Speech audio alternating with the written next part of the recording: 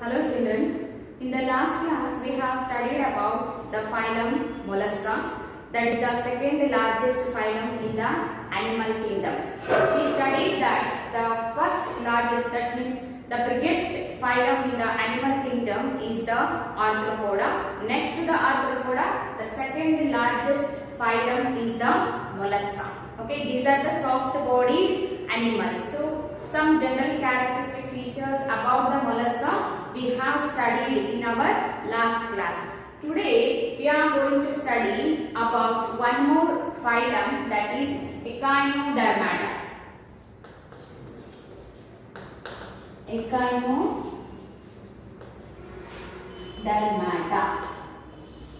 Echinodermata. The animals belongs to this phylum. They have some outgrowth like structures on their body. Those outgrowth, they resembles the spines. They looking like spines. So that's why the name Echinodermata. Echino means, so this Echinodermata word, it comes from two words. If we split this into two, Echino means spiny and derma means skin. Okay, and the animals which have spiny skin, those comes under the phylum Echinodermata.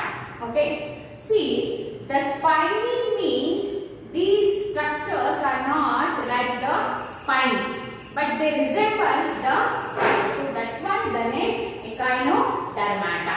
Okay, the first characteristic feature regarding echinoderms, that is, they are purely marine forms. They are exclusively marine.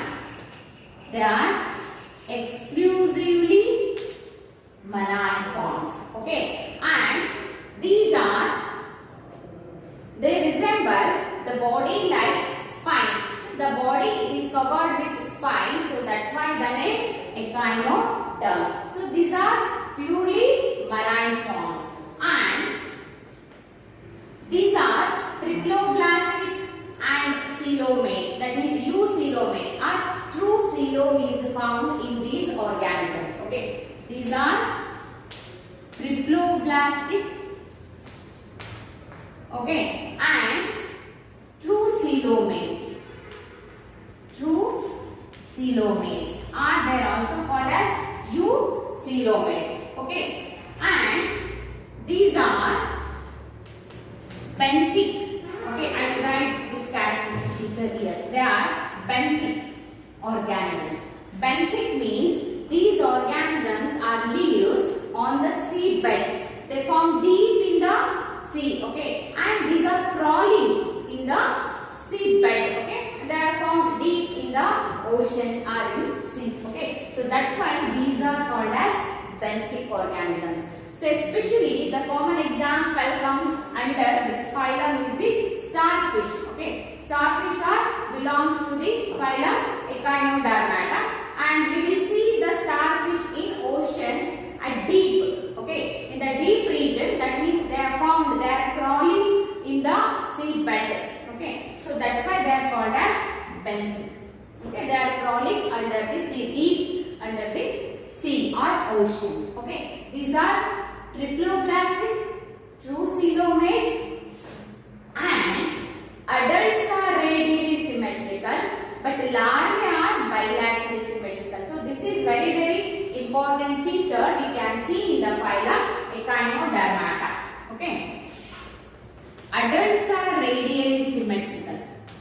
Adults are radially symmetrical. Adults are radially symmetrical. That means radial symmetry means if we cut the body in any plane, we can get two equal halves or equal parts. Okay, through the central axis. So that is called as radial symmetry. And larvae of these animals are bilaterally symmetrical. Larvae are bilaterally symmetrical. So this is very important feature exhibited by the animals comes under the phylum Echinodermata.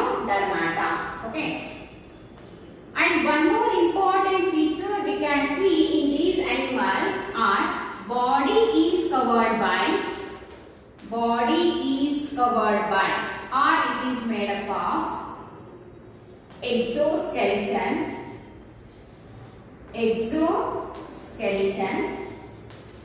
body is covered by exoskeleton, or it is made up of exoskeleton, that is internal. Internal exoskeleton is found in these organisms, and that exoskeleton, it is covered by body wall, and it is also arranged. The arrangement of exoskeleton is in a definite form, that means it is made up of calcareous phase. See, body is covered by exoskeleton made up of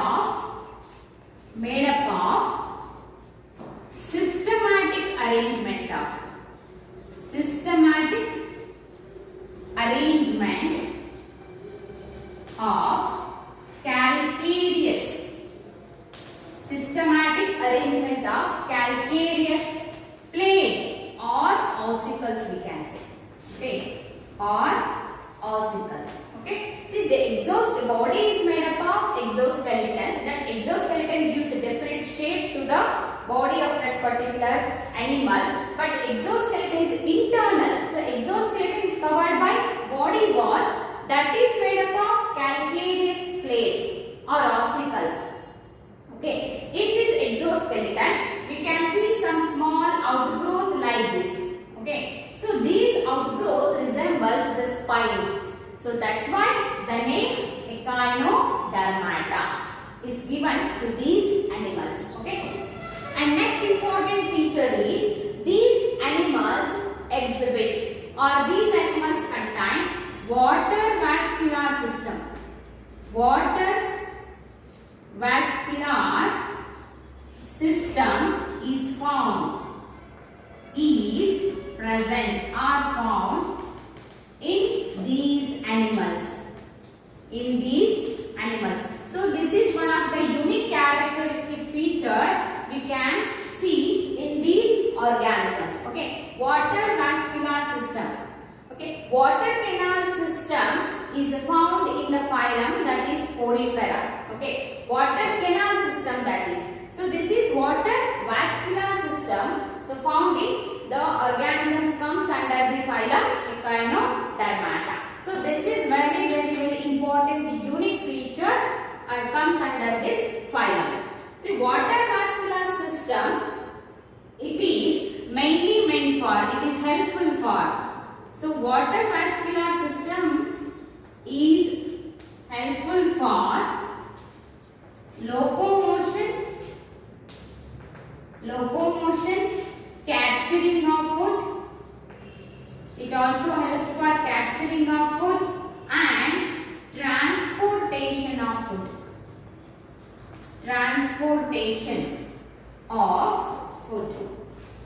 And also for respiration.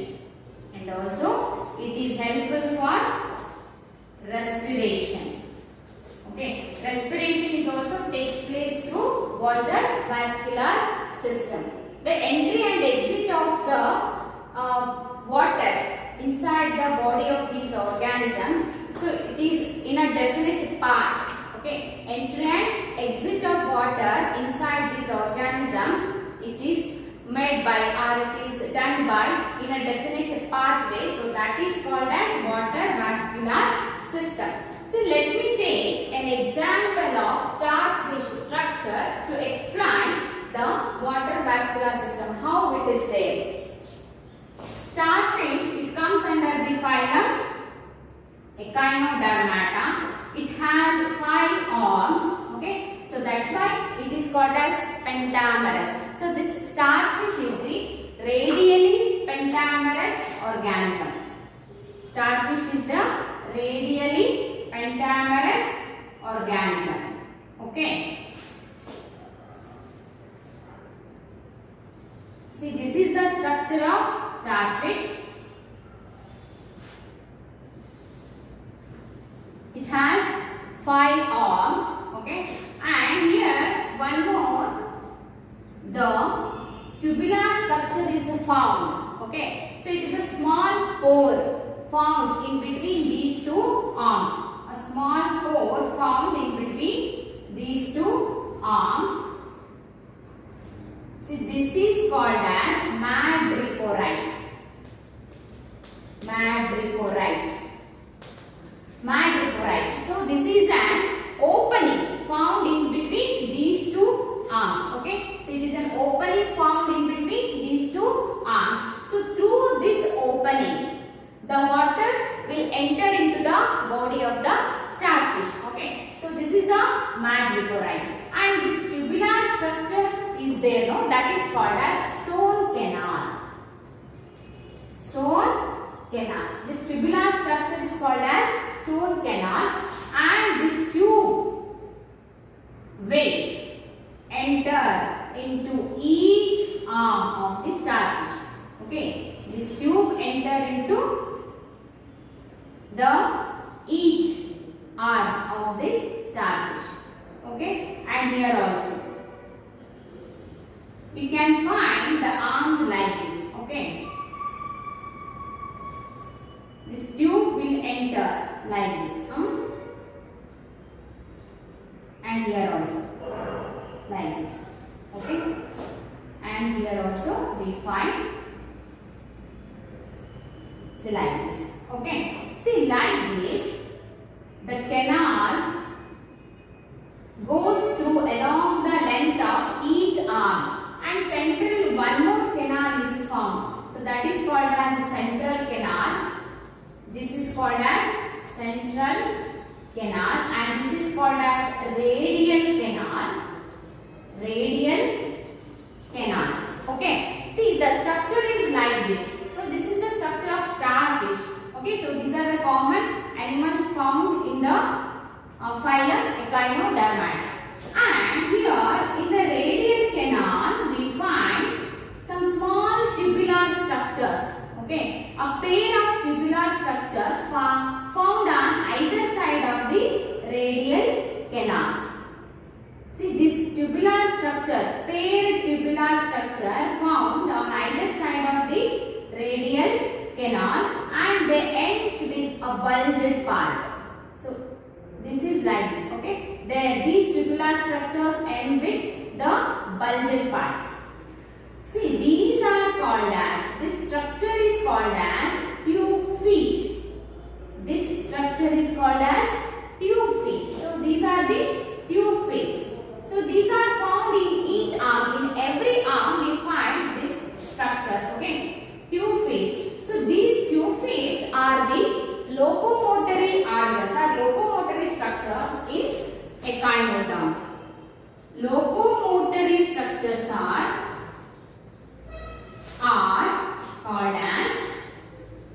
called as tube feet. So this is also very, very important. Locomotory structures in echinoderms are called as tube feet. So formation of tube feet are like this. Okay. So how the starfish is going to move? The water enters through this opening, that is madreporite, into the body of the starfish. Okay. And the water, it is filled in every arm through the radial canals, and now the body is filled with water, and through the tube face the water is expelled out from the body. Through the tube face the water expelled out from the body. So due to that action, the organism or the starfish will move. Okay, see, by expelling the water, these organisms are going to move by expelling the water. So like this, water canal or water vascular system is going to function in these organisms. Okay, so this is very, very important and unique characteristic feature found in the echinoderms. Okay, and next we will move on to another characteristic feature. See, these animals are called as deuterostomes. These animals are called as deuterostomes. So I already told you about the protostomes and the deuterostomes. Okay, during embryonic development, see, this is the blastopore. During embryonic development, if the blastopore forms first, okay, the blastopore forms the mouth first. So at the region of blastopore, if the mouth is going to form first, so Such organisms are called as protostomes. Okay. In some animals, in higher organisms, the blastopore forms the anus first. Okay. And it extends like this and forms another pore here. So that is called as mouth here. Okay. So first anus forms and then mouth forms. So in these organisms, deuterostomes, first anus will forms by the blastopore and then mouth is going to form. Such organisms are called as deuterostomes. Here, echinoderms at the chordates are the main deuterostomes found in the animal kingdom, where the blastopore forms the anus first and then mouth is going to form. Later mouth forms. Okay. Such organisms are called as deuterostomes. So echinoderms are deuterostomes. Okay. And next characteristic feature is the digestive system. Digestive system is complete and it is very simple form. Digestive system is complete. Complete means digestive system involves two pores, that is mouth and the anus. Okay, so that is called as complete digestive system. And it is simple. Digestive system is simple. Okay, and here what happens? These, see, let me take an example of starfish. So it is a flattened animal. Okay, see, if the starfish is like this, so this is the ventral part and this is the dorsal part. At the ventral part we find the mouth. On the dorsal part anus is found. See, where the mouth is present now, that is called as oral side, and where the anus is found, that is called as aboral end or aboral side. Okay, see, mouth is found on the ventral side. See, digestive system is complete and it is very simple. Mouth present on ventral side. Mouth found or it is present on ventral side. Ventral side, and the anus found and anus found on dorsal side. Found on dorsal side. Okay, it is simple and complete digestive system. We can see in case of the echinoderms. Respiratory structures are different in different animals. Belongs to this phylum. It may be bronchi and also it may be gills, like that. And through the water vascular system is also respiration takes place. Okay, so dissolved oxygen is going to take through the process of diffusion like this. Okay, see, respiration is through different structures. Bronchi, or it may be through the gills, or it may be through the water vascular system. Okay, and about excretion. Excretory system or excretory structures are absent.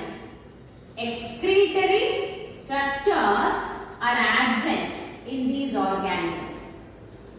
Excretory structures are absent in these organisms. Excretion, it may take place through simple diffusion process. Okay, and these are ammonotelic organisms.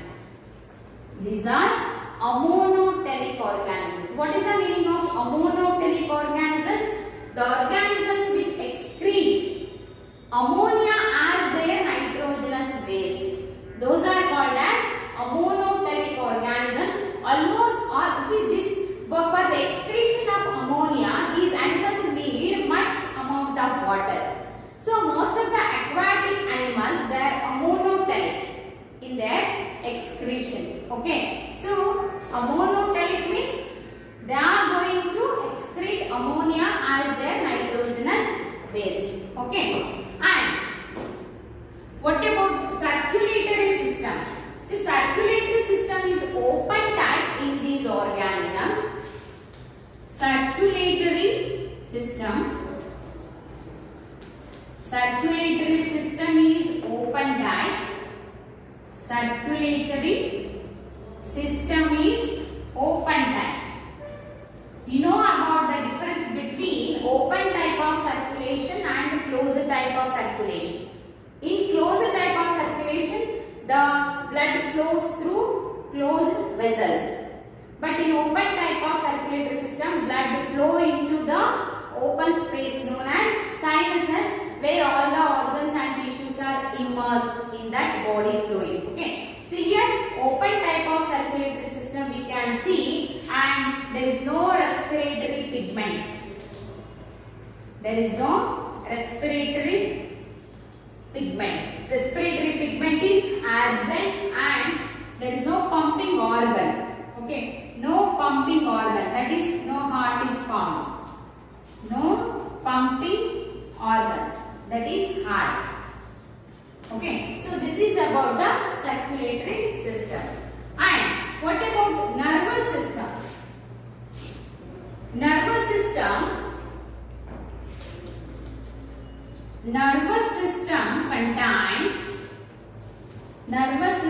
contains two ganglia. Okay, nervous system contains two ganglia. One is at the oral end and another one is at the boral end. That means one at the ventral and one at the dorsal end, and these two forms a nerve ring. Okay, so these forms nerve ring. Okay, and that is the nervous system in these organisms or in these animals. Two ganglia, they are connected by nerves. They form a ring-like structure called as nerve ring, and some nerve fibers are also formed. Okay, ganglia and some nerve fibers. Nervous system includes two ganglia and some nerve fibers. Okay, they are connected to the ganglia. Okay, they extend from the ganglia and connect to each and every part of the animal. Okay, and next, these organisms exhibit one more unique feature, that is, they exhibit autotomy and regeneration.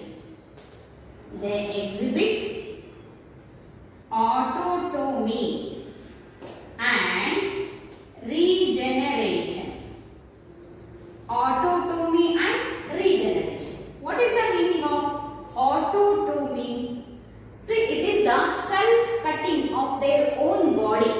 Okay, self-cutting of the body parts by the animals. Okay, to escape from the predators. What is autotomy? Self-cutting. Self-cutting of body parts. Self-cutting of body parts by the animals. By the animals to escape from predators. To escape from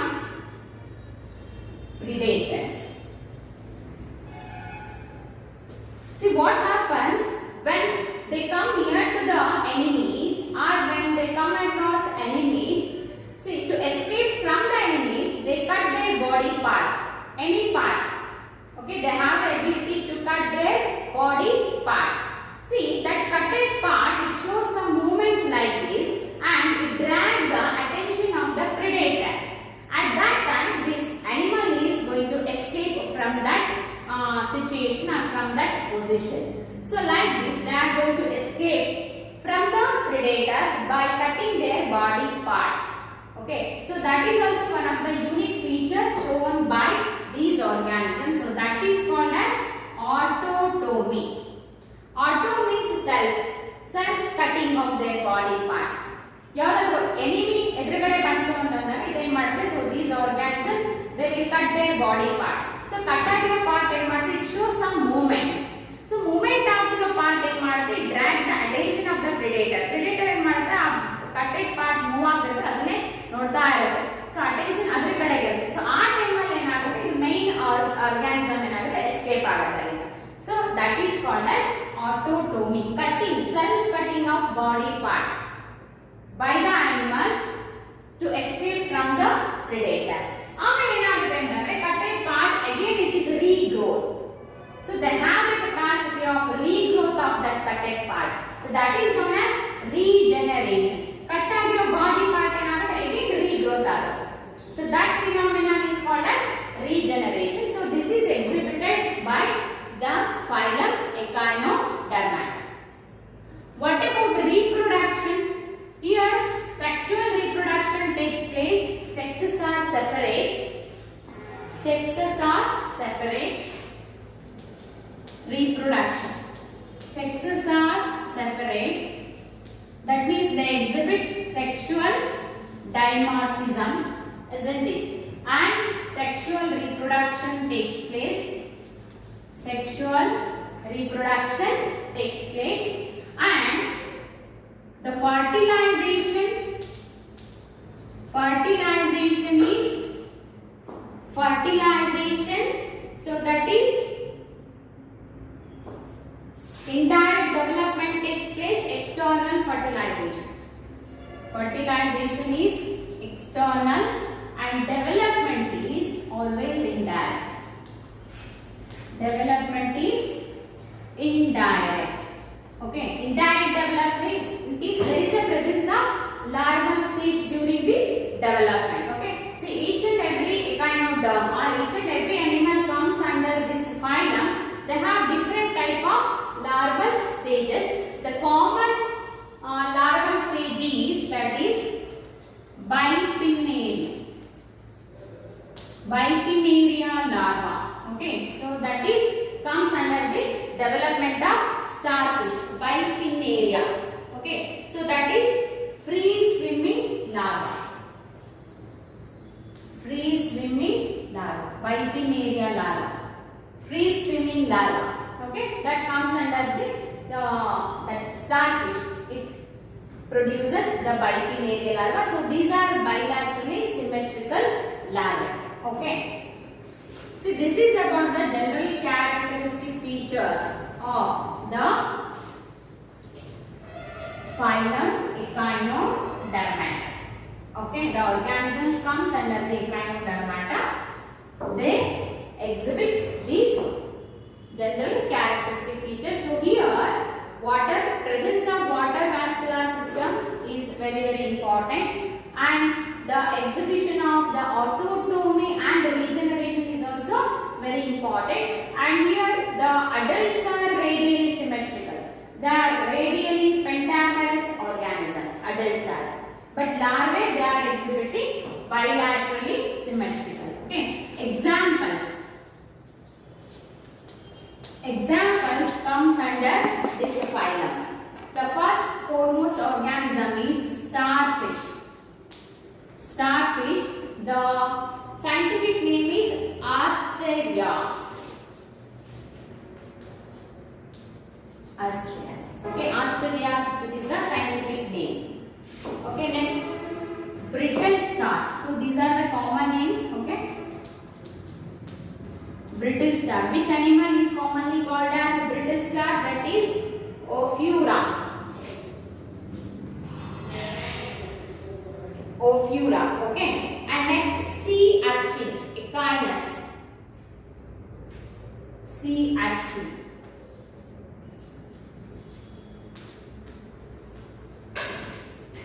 Sea urchin, that is Echinus. Okay.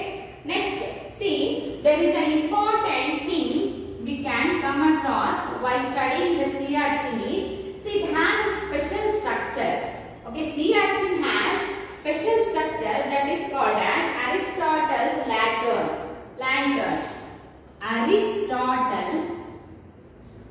Aristotle's lantern. See, this is a special structure found in sea urchin, and this structure is helpful for mastication. So it is an important thing we should know about the sea urchin. See, it has a special structure known as Aristotle's lantern, and so that is helpful for mastication.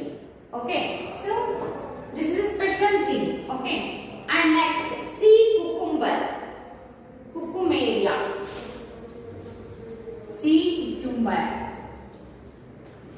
Cucumeria. Okay, and one more important thing. So the sea cucumber exhibit is, that is, evisceration. Evisceration property that is exhibited by this sea cucumber. What is the meaning of evisceration? See, visceral